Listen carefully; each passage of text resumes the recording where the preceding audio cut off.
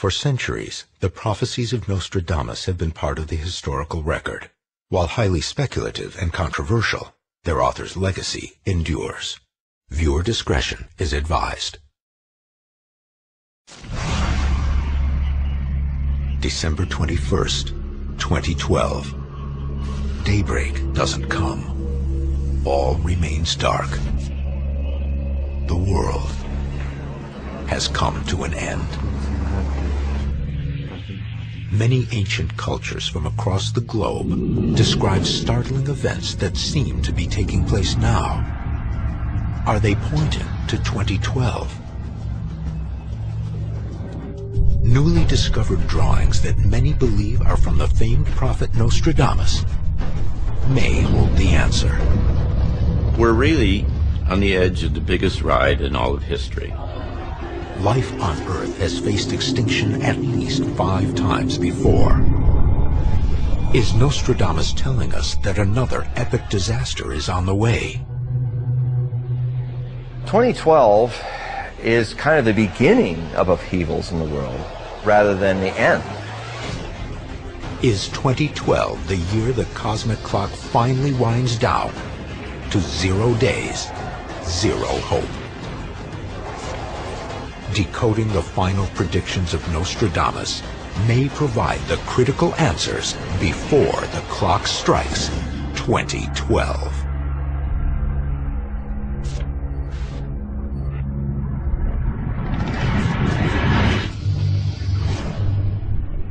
The recently discovered lost book of Nostradamus reveals drawings that may contain coded clues about what will happen in 2012.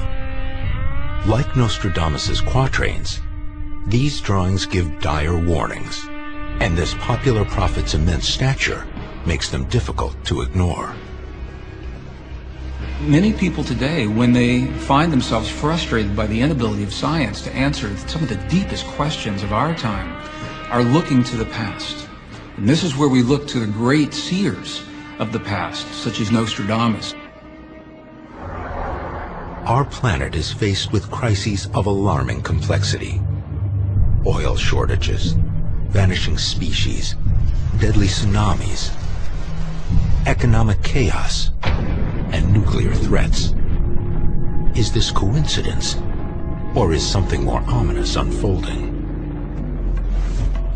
We are reaching a confluence of tipping points in fundamental systems.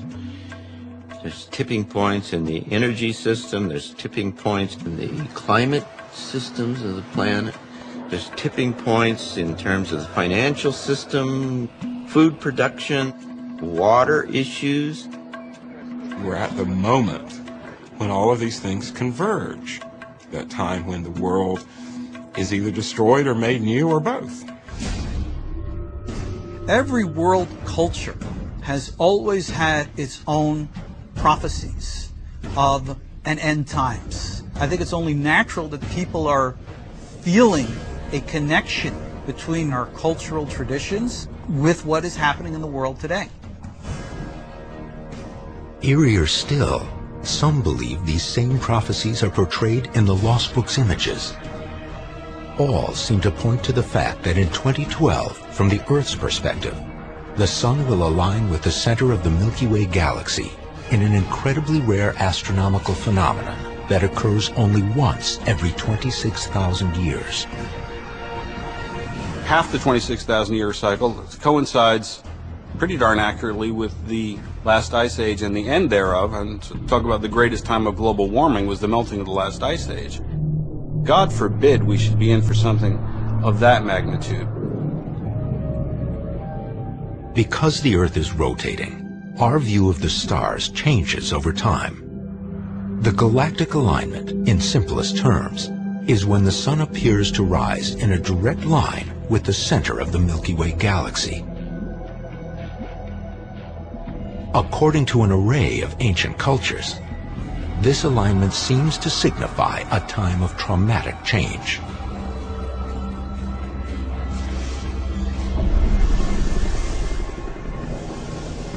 The world as a whole feels like we're approaching some kind of passage. And I think what is at the root of this is the galactic alignment. One of the most significant ancient cultures thought to have observed this phenomenon is the Maya, famous for their advanced grasp of astronomy. Their possible warning that this alignment of the sun and the galaxy center, known as the Dark Rift, might bring terrible consequences, is believed to be repeated by a number of ancient cultures. Most of these end times, apocalyptic predictions and visions of the future have centered on the fact that when the sun is rising in this dark rift, it's going to be bad. This is the time of cataclysm. This is the time of destruction. The ancients knew how to be at one with themselves, with all of nature, with all of life, with all of the cosmos. And we have lost touch with that. A lot of what is happening now, particularly with the changes that are taking place in the ecology, within the oceans, all of these things, which were all predicted by Nostradamus and several other different prophets. Like the Maya and other cultures before him, Nostradamus looks into the stars and sees coming danger. There will be a great shedding of blood. Heaven will appear unjust. Both on land and sea and in the air, cults, famine, kingdoms, plagues, confusion. A controversial figure shrouded in mystery, Nostradamus died almost 500 years ago, centuries and worlds away from 2012. Yet time and again, his predictions are interpreted as highly accurate. He has foreseen many of the major events, changes in terms of politics, religion, even science and inventions. Why is he the only one we're talking about in 4.5 centuries? There's only one reason. Because every so often comes a bright light of clear data that could only have happened from somebody who saw it before it happened. When a manuscript with Nostradamus' name on it appears at a book exhibition in Rome, there is talk that the timing of its discovery is no accident. This controversial book contains a series of 7 images that some experts believe is a detailed chronology of the coming crisis in 2012. Now, for the first time, these drawings will be compared with prophecies and warnings from ancient people of all backgrounds. These prophecies have this eerie resemblance to each other, which many researchers into this work, kind of get goosebumps. There are, by my count, 15 or 16 independent kind of indicators that all suggest that 2012 is going to be a time of extraordinary shift. There's no way to see your way through the layered kind of series of converging extraordinary things. Even one of them is enough to dramatically disrupt the whole system. 2012 is the year of the domino effect. It's the year which could set off the chain of events where a natural catastrophe spurs a war, brings down an aspect of the economy, where the system, which is in one sense so robust but also so fragile and interdependent, I think 2012, I think it's going to be that kind of year. And I hope I'm wrong. Will daybreak come on December 21st, 2012? Or will it be the year that ends all years? Hidden predictions about the end of days may be encoded in the Egyptian pyramids, the Mayan calendar, the mysterious cross of Henday, and the secret society of Freemasons. And Nostradamus may hold the key that unlocks them all.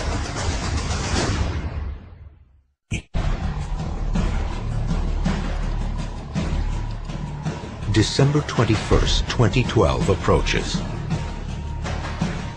Will it mark a catastrophic occurrence, as some ancient cultures suggest? Many believe the date is targeting a rare astrological phenomenon called the galactic alignment that may trigger unspeakable chaos. The recently uncovered Lost Book of Nostradamus contains 7 stark images that also might point to 2012.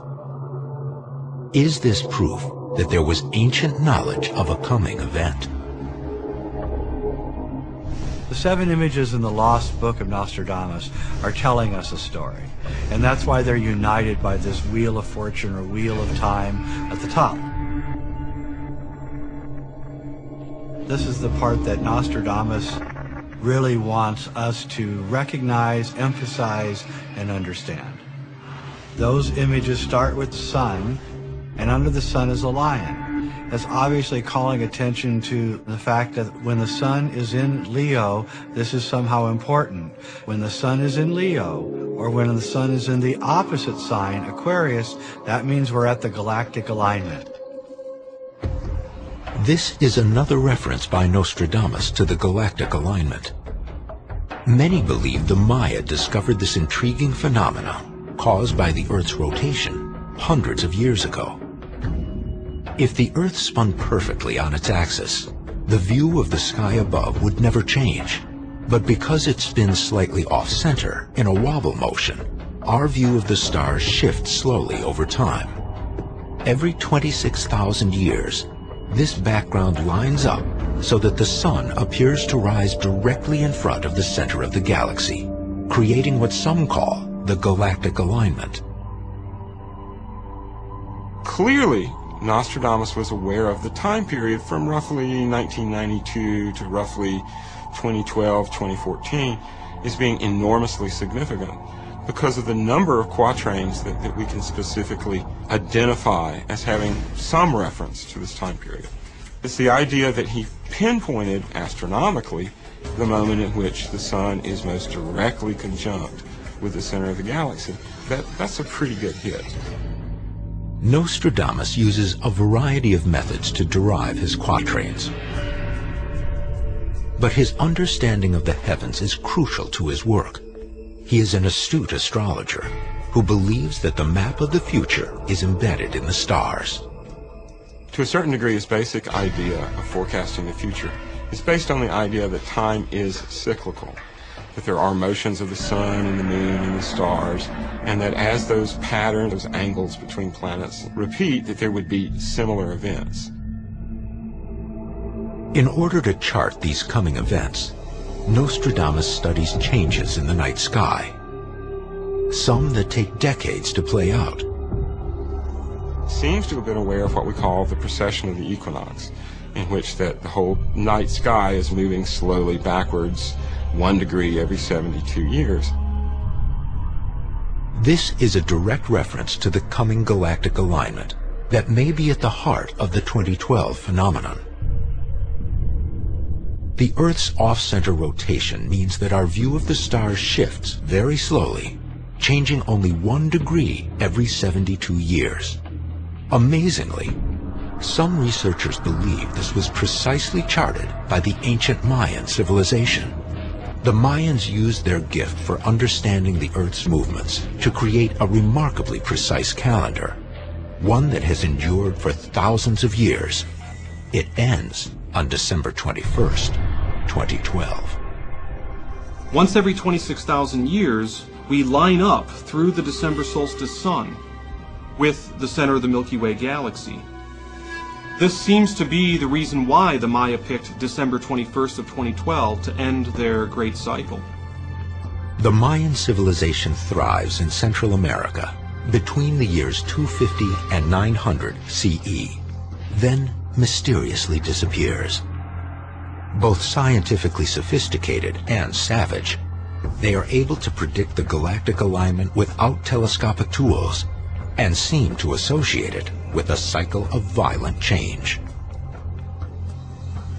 If we go back 26,000 years ago to the last time that we entered into Aquarius, we find that this is the beginning of Cro-Magnon man, the end of Neanderthal. The first campfires are found at this point, and we can see that there are these incredible historical correspondences.